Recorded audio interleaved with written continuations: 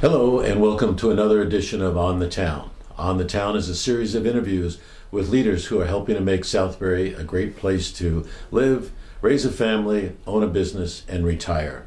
I am your host, Ed Edelson. Today, our guest is the founder and owner of New Morning Market, John Pittari. John has been an innovator in the field of organic and local foods for the past 4 decades.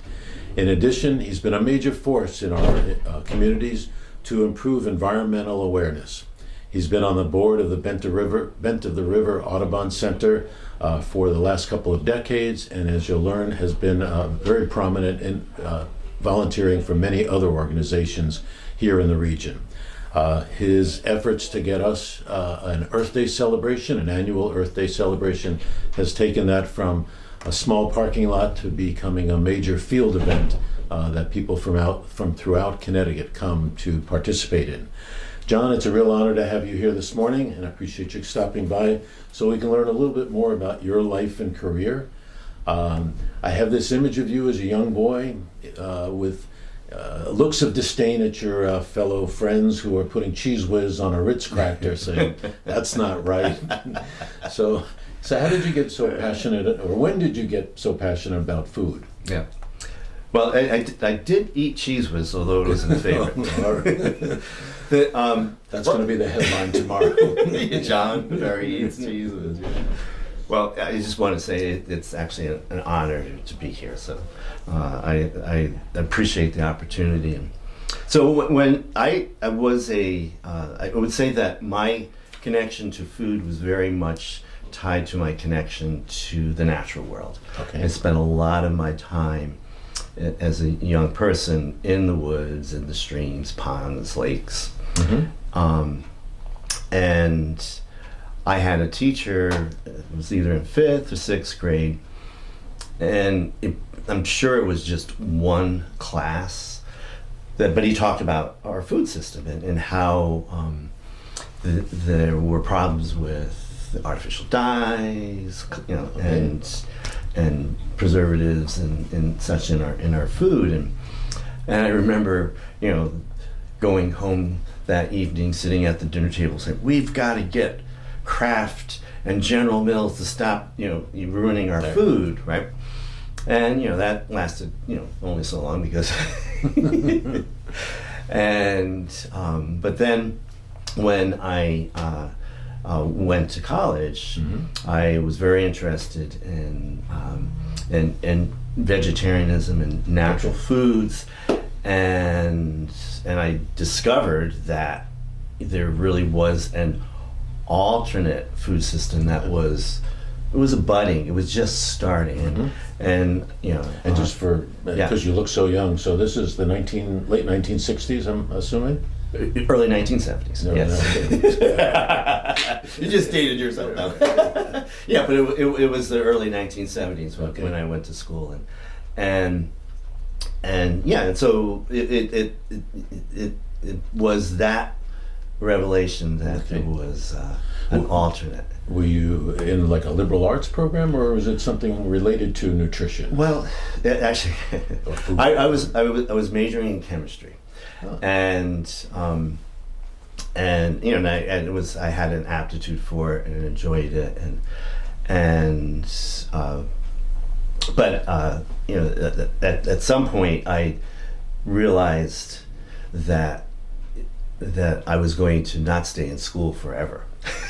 and I actually, what I have often described as, I had a crisis of conscience, and I could not see myself wearing a lab coat, mm-hmm, working for corporations that were coming up with, poisons, which, so I mean that was very naive of me, mm-hmm, and I wish I had a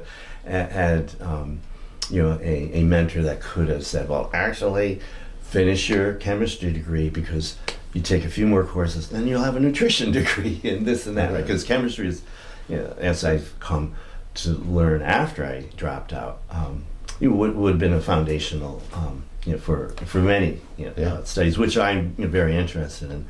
But I'm very grateful for that formation, that the problem solving, the mindset, the discipline, mm-hmm, which I I continued my lifelong learning and Mm-hmm. applying that, and that's that I could actually attribute those professors that told me you have to grab yourself by the back of the neck to figure out how these molecules look in the Right. and because that's what I've essentially applied to my life. So it sounds like you did not finish your degree. You dropped out. I did, yeah. Okay. Well, truth in advertising, so did I. So we have that in common. Those were interesting times, as we all know. Oh, they were. And what did you do? And where was that? Where were you going to college at that time? Well, I was at UConn. UConn. Okay. So it was up at the Storrs branch, and so that I wound up applying to please my parents to General Electric, and was actually worked at was one of the first employees to work at the Twin Towers, which is off the Merritt Parkway in Fairfield. Okay. and- Different Twin Towers. Than Well, there's in my mind there's association. Okay, that's the Twin Towers. All right. But it's the GE corporate headquarters, the Mhm. world corporate headquarters, and I worked in the photography lab, and I developed the passport photos for Reginald Smith, or actually Reginald Jones, who was the CEO at the time, Right. and such, and so that's where I was saving money and thinking about my life. And I decided I wanted to open up a natural food store it's for its right livelihood, and I saved up $4,000, and I said, "This is enough." Okay. Well, hopefully, no. I'm sensing there wasn't a written business plan. No, not yet. Not yet. So I mean, well, good for you. I mean, you just said I'm going to make it work, and with $4,000. Wow. I mean, and you chose Woodbury. Now, are Well, you so from- actually, why, so why Woodbury? Well, that's a good question. For most of my life, I grew up in Monroe, and would come out to Southbury, which was like, it seemed like it was on the other side of the world. Okay. Right. It was on the other side of the river. Close enough. Right. And so I was aware of the area, and it was very attractive to me. I, went to the scout camp that's in South Britain, and so I settled in the area, and actually New Morning was a going entity when I came to the area, and I was a customer for 3 years before. Really? It was started by a charter of 20 people. And Okay. As like a food co-op with it. that was I don't think Connecticut understood what a co-op was, but it was its official entity was a trading company. So I think it probably goes back to fur trading or something. Okay. And so that there was that group that the had it going, and that was my going to be my education. Okay. So I applied for a job there, and I kept on applying for a job, and eventually, there was an opening for 2 days a week, and that's when I gave my notice to GE. Okay. And 2 days a week, and then within a year, I clawed my way to the top of 3 employees. Right. But did it have that kind of similar mission at that point about organic local food, or it was really out of there was this ferment of ideas and values that weren't quite fully formed. okay? And so when I became involved with New Morning and was managing it, in many ways we were forming what is the vetting standards? What are our values? Who do we deal with, and not? And there was really a lot of just creating a parallel food system to what already existed. So a lot of the things that we wanted, we could only get in bulk quantities because Right. because that they were considered ingredients, to be made into something, not end ingredients for for Retail. people to use, right? Okay. So most of the store was bulk beans and grains I see. and dried fruit and nuts and seeds. We ground with again, findings, just the equipment to do this stuff was this mill company that made flour mills with French burrstones. Okay. And they were literally hand carved French burrstones, and we ground flour fresh for customers. They would come in, and it took 2 minutes a pound to grind the flour. Then we'd come in and say, I want 10 pounds. And okay, well, that'll be about half an hour. And we ground flour, and but there was a clientele. I mean, there were people. there was a clientele.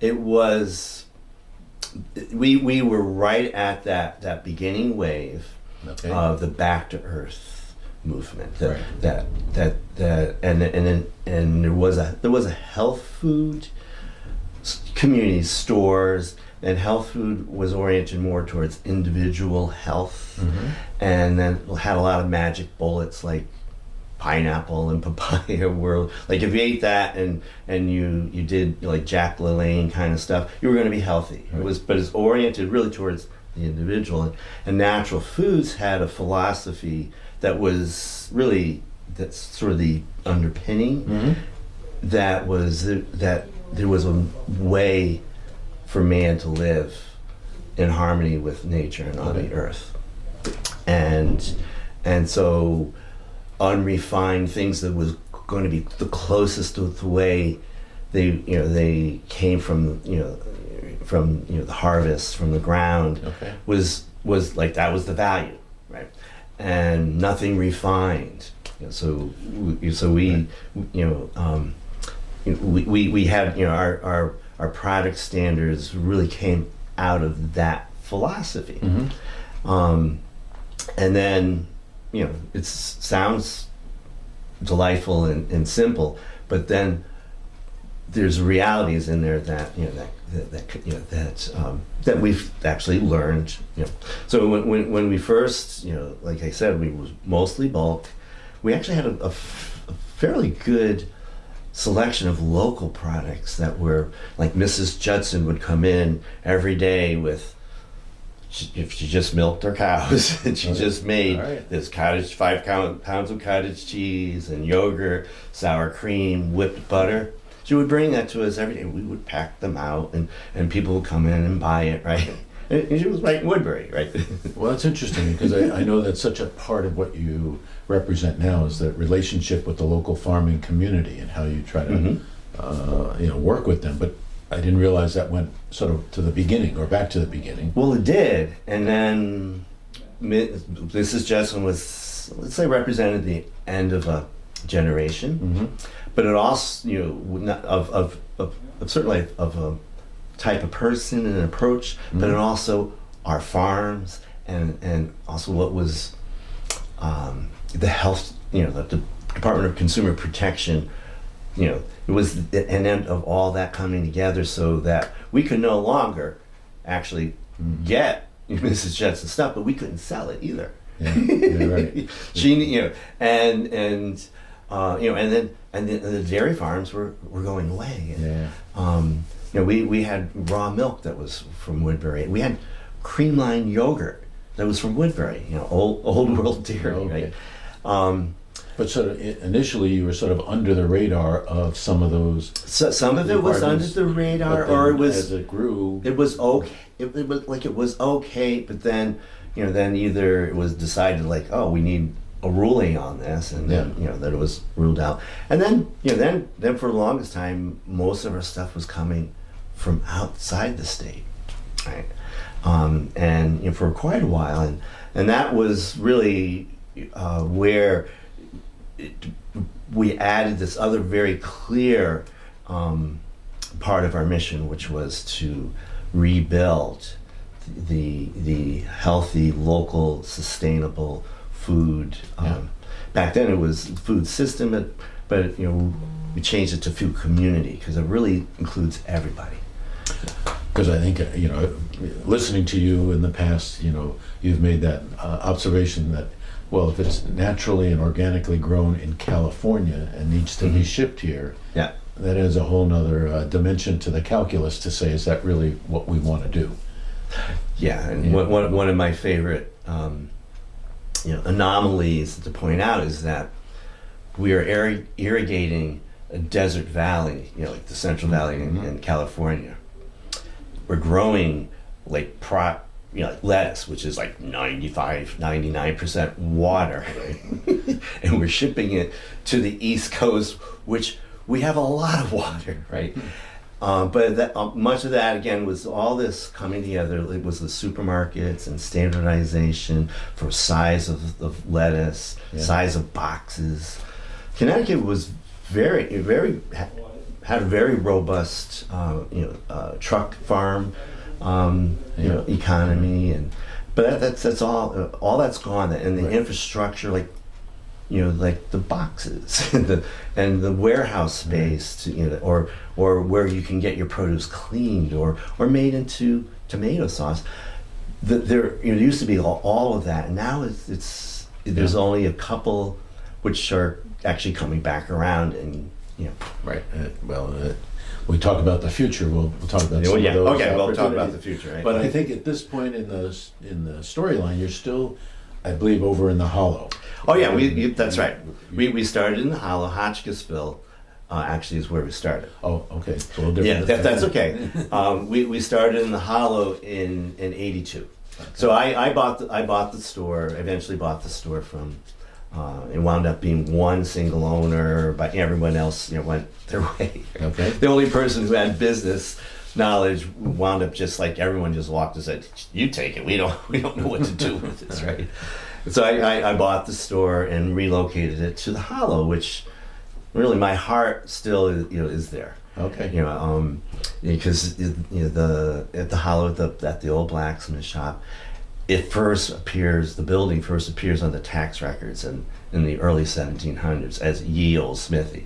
So it probably is the original site of the blacksmith, because Woodbury Woodbury Plantation was a business venture, and as part of that they had to have a blacksmith and a cooper and a meeting house and all that. So it's probably on that site, whether it was that structure or not, but it was probably there, particularly since the Hurd House, which is the oldest house in Litchfield County, is right next door. So we loved it there.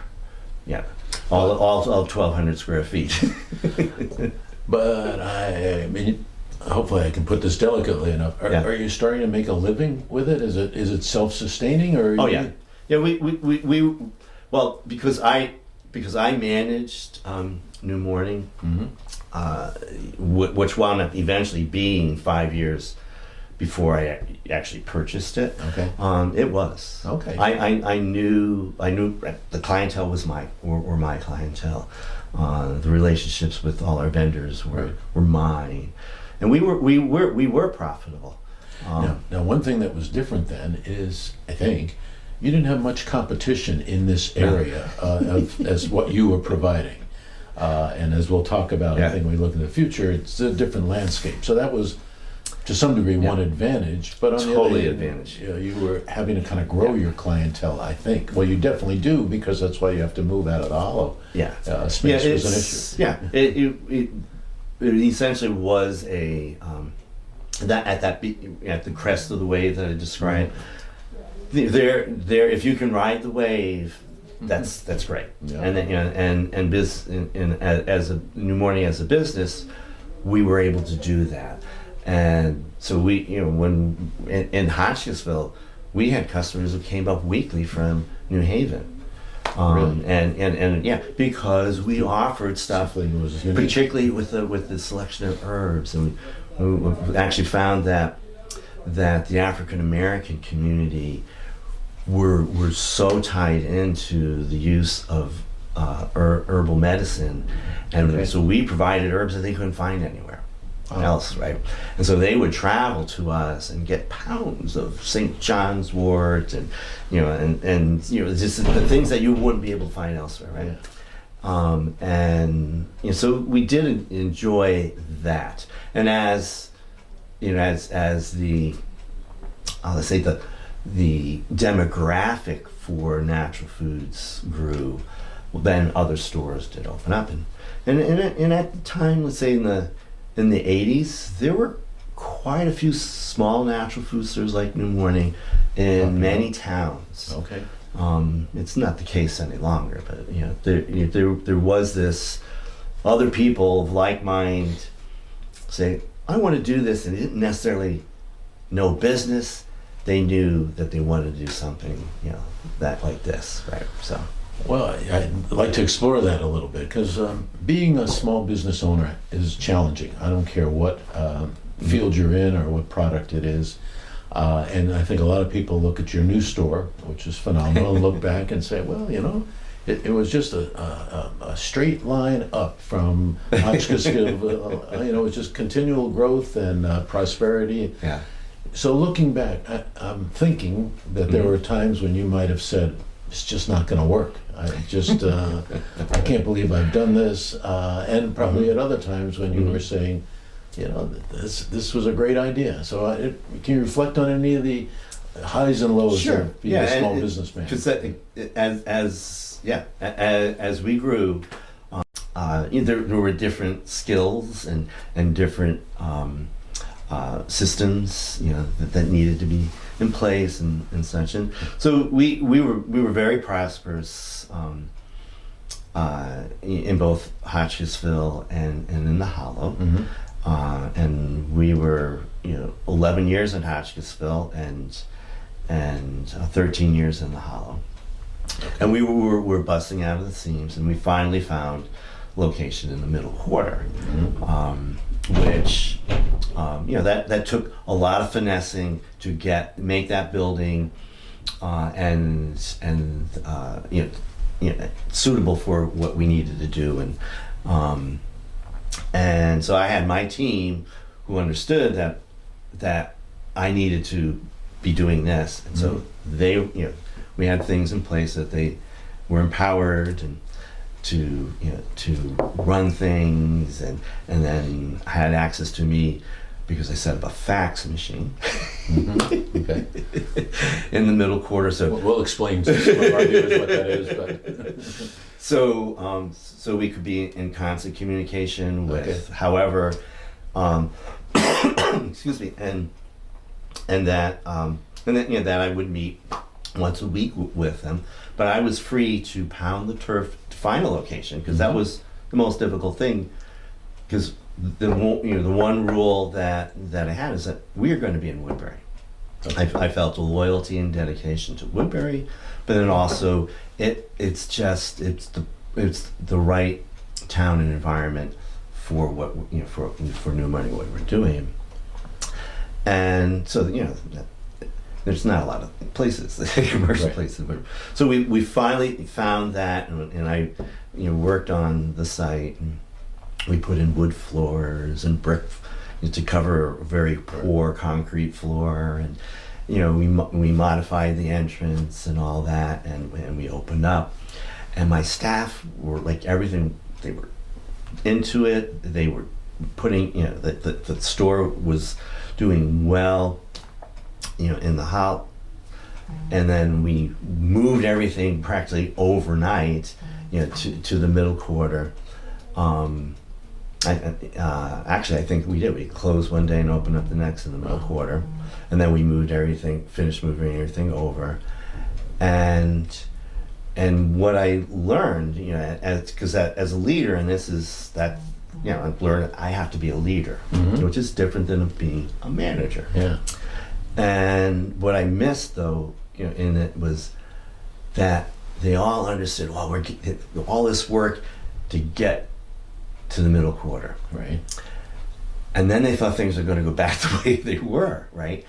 where they had high access to me, and I hadn't realized how much that was part of our systems. That the hollow was so small that somebody was over there and they was like, John, what do you think? I should order 12 vitamin C or 10? And I would just 12, right? Yeah.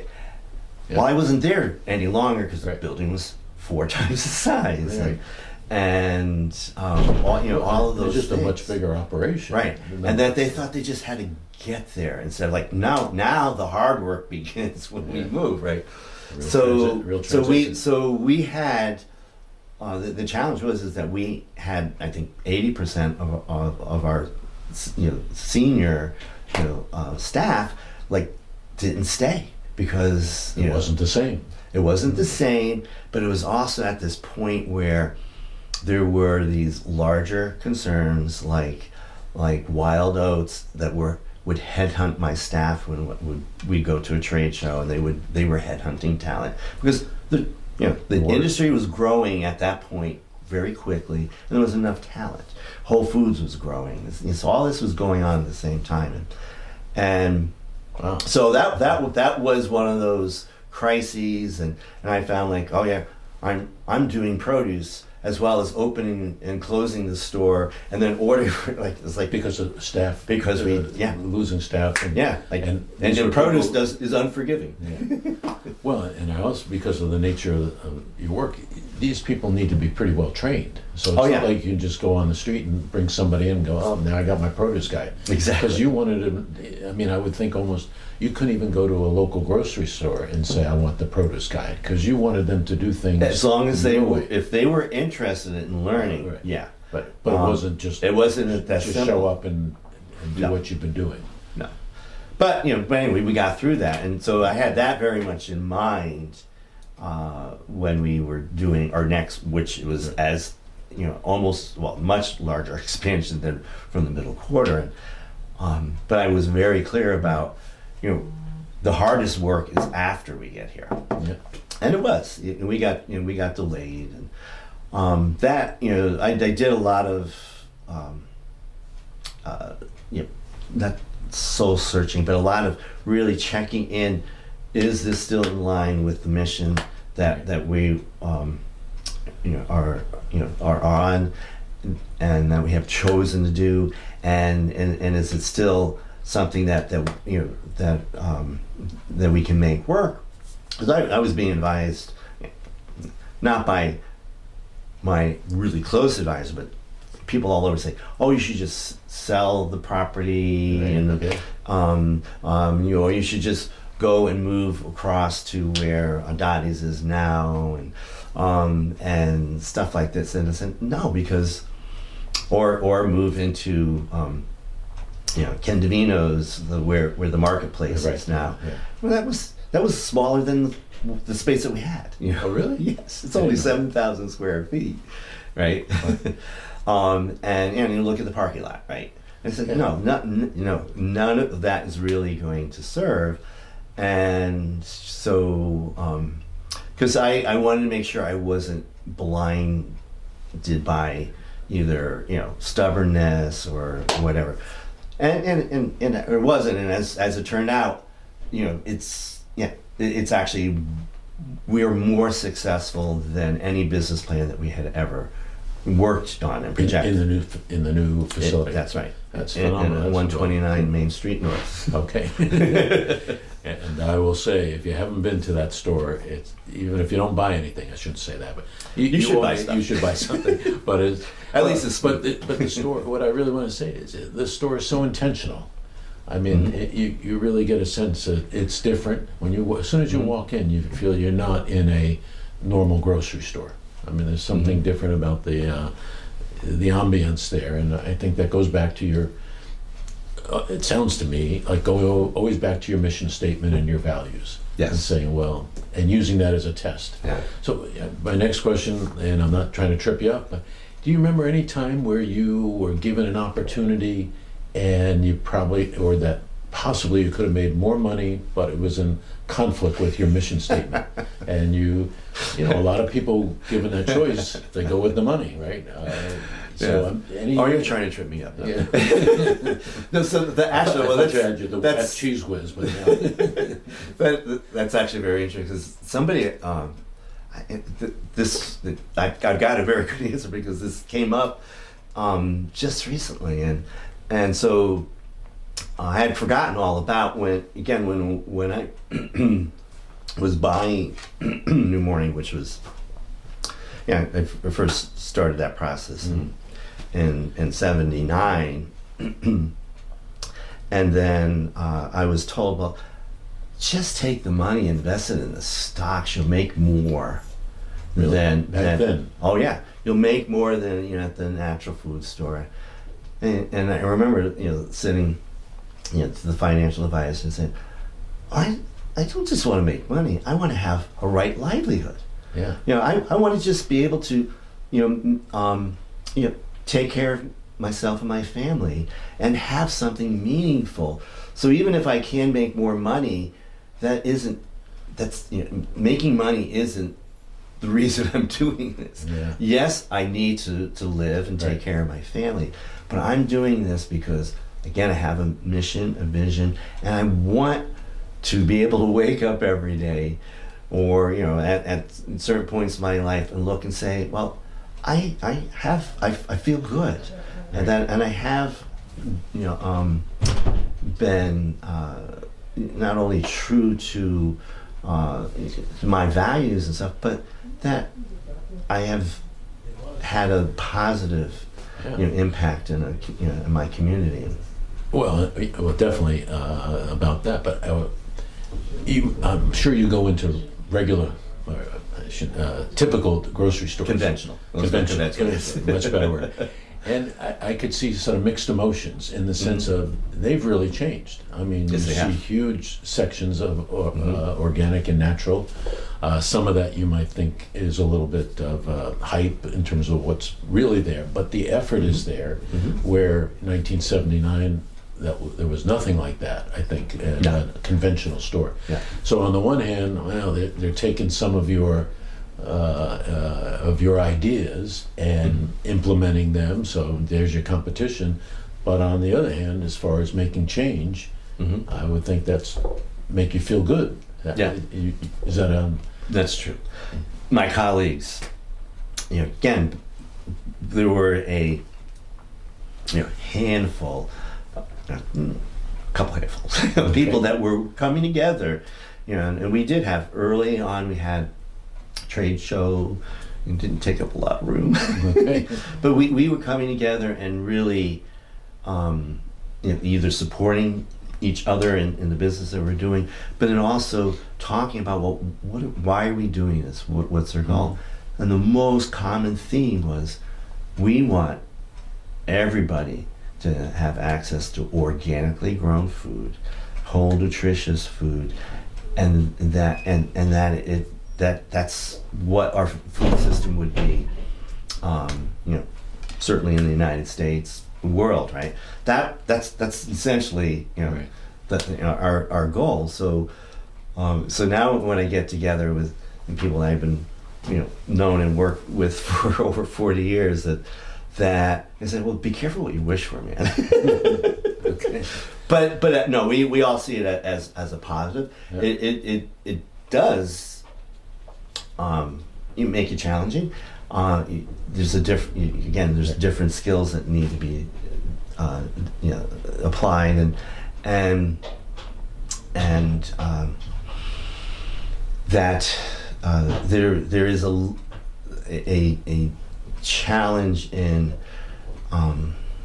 corrupting. It might not be quite the right word, but the sort of the message and vision that it's often being co-opted, and greenwashed, and because I still feel fiercely protective of my customers to not have what seems to be a great thing, and or we stop the movement towards really sustainable, healthy, agricultural, and that so that's why I want New Morning to not just be in business, but to be valid, and in our, certainly in our community, but in our industry, in the food industry.